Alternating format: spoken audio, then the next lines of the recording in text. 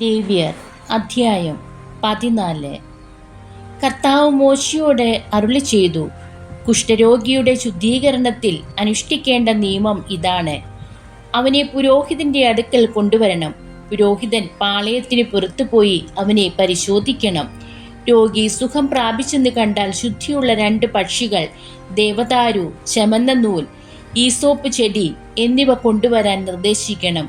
ഒരു മൺപാത്രത്തിൽ ശുദ്ധമായ ഉറവ വെള്ളമെടുത്ത് പക്ഷികളിൽ ഒന്നിനെ അതിനു മീതെ വെച്ച് കൊല്ലാൻ പുരോഹിതൻ കൽപ്പിക്കണം. ദേവദാരു, ചെമന്ന നൂൽ, ഈസോപ്പ് ചെടി എന്നിവ ജീവനുള്ള പക്ഷിയോടൊപ്പം ഉറവ വെള്ളത്തിന് മീതെ വെച്ച് കൊന്ന പക്ഷിയുടെ രക്തത്തിൽ മുക്കണം.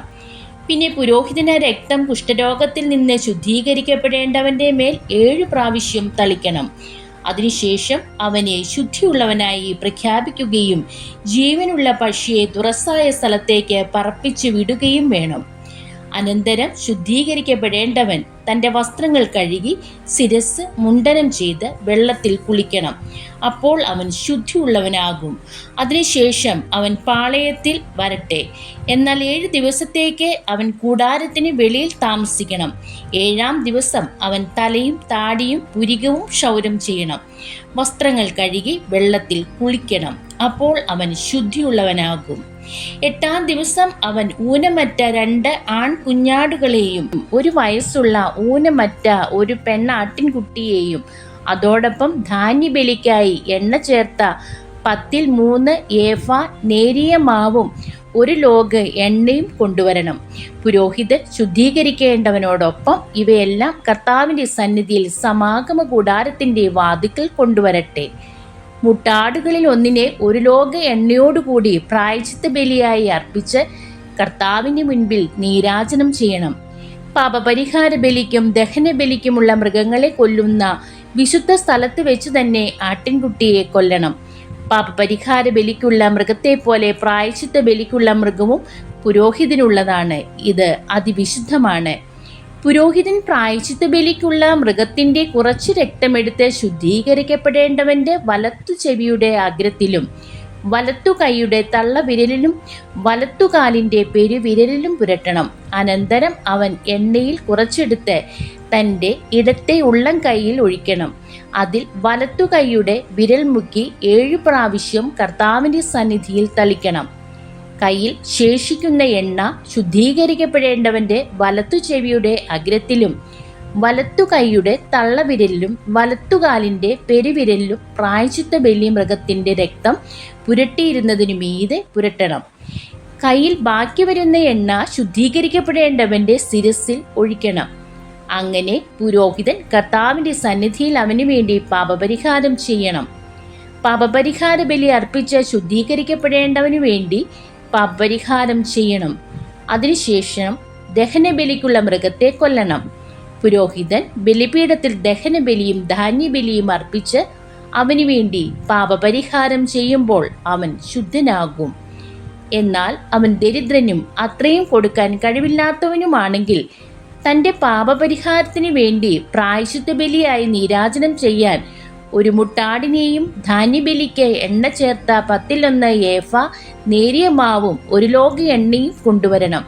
കൂടാതെ അവൻ കഴിവനുസരിച്ച് പാപപരിഹാര ബലിക്കും ദഹനബലിക്കും 1 വീതം 2 ചെങ്ങാലികളെയോ 2 പ്രാവിൻ കുഞ്ഞുങ്ങളെയോ കൊണ്ടുവരട്ടെ. അവൻ തൻ്റെ ശുദ്ധീകരണത്തിനായി ഇവയെല്ലാം 8-ാം ദിവസം കർത്താവിൻ്റെ സന്നിധിയിൽ സമാഗമ കൂടാരത്തിൻ്റെ വാതിൽക്കൽ പുരോഹിതൻ്റെ മുൻപിൽ കൊണ്ടുവരണം. പുരോഹിതൻ പ്രായശ്ചിത്ത ബലിക്കുള്ള കുഞ്ഞാടിനെയും അതോടൊപ്പം 1 ലോഗ് എണ്ണയും കർത്താവിൻ്റെ മുൻപിൽ നീരാജനം ചെയ്യണം. പിന്നെ അവൻ പ്രായശ്ചിത്ത ബലിക്കുള്ള കുഞ്ഞാടിനെ കൊല്ലണം.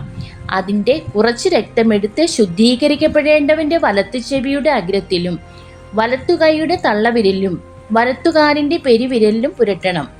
അതിനുശേഷം പുരോഹിതൻ കുറച്ച് എണ്ണ തൻ്റെ ഇടത്തെ ഉള്ളം കൈയിൽ എടുക്കണം. അതിൽ വലത്തുകൈയുടെ വിരൽ മുക്കി 7 പ്രാവശ്യം കർത്താവിൻ്റെ സന്നിധിയിൽ തളിക്കണം. കയ്യിൽ ബാക്കിയുള്ള എണ്ണയിൽ കുറച്ചെടുത്ത് ശുദ്ധീകരിക്കപ്പെടേണ്ടവൻ്റെ വലത്തു ചെവിയുടെ അഗ്രത്തിലും വലത്തുകൈയുടെ തള്ളവിരലിലും വലത്തുകാലിൻ്റെ പെരുവിരലിലും പ്രായശ്ചിത്ത ബലിയുടെ രക്തം പുരട്ടിയ ഭാഗത്ത് പുരട്ടണം. ശേഷിക്കുന്ന എണ്ണ ശുദ്ധീകരിക്കപ്പെടേണ്ടവൻ്റെ പാപങ്ങളുടെ പരിഹാരത്തിനായി കർത്താവിൻ്റെ സന്നിധിയിൽ വെച്ച് അവൻ്റെ തലയിൽ ഒഴിക്കണം. പിന്നെ ശുദ്ധീകരിക്കപ്പെടേണ്ടവൻ്റെ കഴിവനുസരിച്ച് കൊണ്ടുവന്ന ചെങ്ങാലികളെയോ പ്രാവിൻ കുഞ്ഞുങ്ങളെയോ ഒന്ന് പാപപരിഹാര ബലിക്കും മറ്റേത് ദഹനബലിക്കുമായി ധാന്യബലിയോടുകൂടി കാഴ്ചവെക്കണം.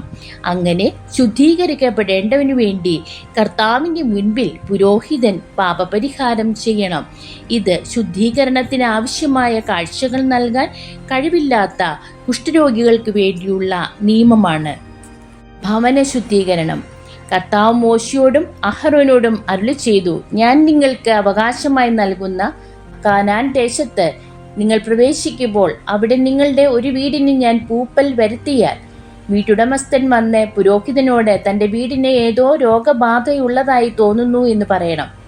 വീടിൻ്റെ വസ്തുക്കളെല്ലാം അശുദ്ധമെന്ന് പ്രഖ്യാപിക്കാതിരിക്കാൻ പരിശോധനയ്ക്ക് ചെല്ലുന്നതിന് മുൻപ് അവയെല്ലാം വീട്ടിൽ നിന്ന് മാറ്റാൻ പുരോഹിതൻ കൽപ്പിക്കണം. അതിനുശേഷം പരിശോധനയ്ക്ക് ചെല്ലണം. അവൻ വീട് പരിശോധിക്കണം. വീടിന്റെ ഭിത്തിയിൽ മറ്റു ഭാഗങ്ങളെക്കാൾ കുഴിഞ്ഞ് പച്ചയോ ചുവപ്പോ നിറമുള്ള പാടുകൾ പ്രത്യക്ഷപ്പെട്ടാൽ വീട്ടിൽ നിന്ന് പുറത്തിറങ്ങി അത് 7 ദിവസത്തേക്ക് പൂട്ടിയിടണം. 7-ാം ദിവസം തിരിച്ചെത്തി പരിശോധിക്കുമ്പോൾ വീടിന്റെ ഭിത്തികളിൽ പൂപ്പൽ പടർന്നിട്ടുണ്ടെങ്കിൽ അത് ബാധിച്ചിട്ടുള്ള കല്ലുകൾ ഭിത്തിയിൽ നിന്നെടുത്ത് പട്ടണത്തിനു പുറത്തുള്ള അശുദ്ധമായ സ്ഥലത്തേക്ക് എറിഞ്ഞു കളയാൻ പുരോഹിതൻ കൽപ്പിക്കണം. അനന്തരം വീടിന്റെ അകം മുഴുവൻ ചുരണ്ടി പൊടി പട്ടണത്തിന്റെ വെളിയിൽ അശുദ്ധമായ സ്ഥലത്ത് കളയാൻ നിർദ്ദേശിക്കണം. ഇളക്കിയെടുത്ത കല്ലുകളുടെ സ്ഥാനത്ത് വേറെ കല്ലുകൾ വയ്ക്കുകയും വീട് പുതുതായി തേക്കുകയും വേണം. കല്ലുകൾ മാറ്റി വീട് ചുരണ്ടി പുതുതായി തേച്ചതിന് ശേഷവും പൂപ്പൽ പ്രത്യക്ഷപ്പെട്ടാൽ പുരോഹിതൻ ചെന്ന് പരിശോധിക്കണം. അത് വീട്ടിലെല്ലാം പടർന്നിട്ടുണ്ടെങ്കിൽ അത് അപരിഹാര്യമാണ്. ആ വീട് അശുദ്ധമാണ്. ആ വീട് ഇടിച്ചു പൊളിച്ച് അതിൻ്റെ കല്ലും തടിയും കുമ്മായവും പട്ടണത്തിന് വെളിയിൽ അശുദ്ധമായ സ്ഥലത്ത് കൊണ്ടുപോയി കളയണം. വീട് അടച്ചിട്ടിരിക്കുന്ന സമയത്ത് അതിൽ പ്രവേശിക്കുന്നവൻ വൈകുന്നേരം വരെ അശുദ്ധനായിരിക്കും. ആ ഭവനത്തിൽ കിടന്നുറങ്ങുന്നവനും അവിടെ വെച്ച് ഭക്ഷിക്കുന്നവനും തങ്ങളുടെ വസ്ത്രങ്ങൾ കഴുകണം. എന്നാൽ പുരോഹിതന്റെ പരിശോധനയിൽ പുതുതായി തേച്ചതിന് ശേഷം പൂപ്പൽ പടർന്നിട്ടില്ലെന്ന് കണ്ടാൽ ആ വീട് ശുദ്ധമാണെന്ന് പ്രഖ്യാപിക്കണം. എന്തെന്നാൽ പൂപ്പൽ അപ്രത്യക്ഷമായിരിക്കുന്നു. ആ വീടിന്റെ ശുദ്ധീകരണത്തിനായി അവൻ 2 പക്ഷികൾ, ദേവദാരു, ചമന്ന നൂൽ, ഈസോപ്പ് ചെടി എന്നിവ എടുക്കണം. ഒരു പക്ഷിയെ മൺപാത്രത്തിൽ ഉറവവെള്ളം എടുത്ത് അതിനു മീതെ വെച്ച് കൊല്ലണം. അനന്തരം ജീവനുള്ള പക്ഷിയെ എടുത്ത് ദേവദാരു, ഈസോപ്പ് ചെടി, ചമന്ന നൂൽ എന്നിവയോടൊപ്പം ഉറവവെള്ളത്തിന് മീതെ വെച്ച് കൊന്ന പക്ഷിയുടെ രക്തത്തിലും ഉറവവെള്ളത്തിലും മുക്കി വീടിനുമേൽ 7 പ്രാവശ്യം തളിക്കണം.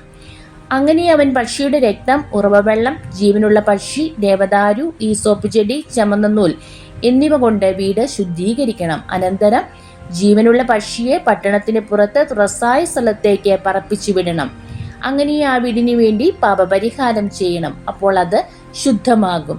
ചിനങ്ങ്, തടിപ്പ്, പരു, പാണ്ട് എന്നീ രോഗങ്ങളെയും വസ്ത്രത്തിലുണ്ടാകുന്ന കരിമ്പൻ, വീടിനെ ബാധിക്കുന്ന പൂപ്പൽ തുടങ്ങി പലതരം അശുദ്ധികളെയും സംബന്ധിക്കുന്ന നിയമമാണിത്.